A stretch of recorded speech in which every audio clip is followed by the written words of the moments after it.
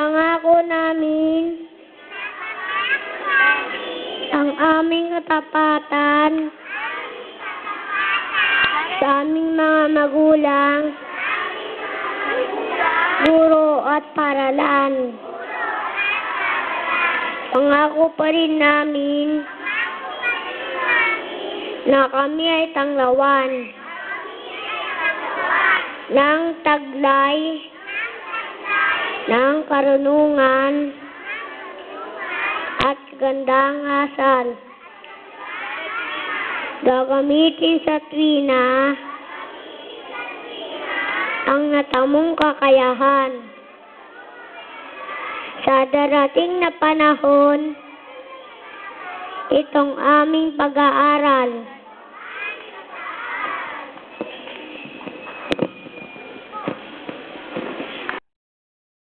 Graduates, you may now all be seated.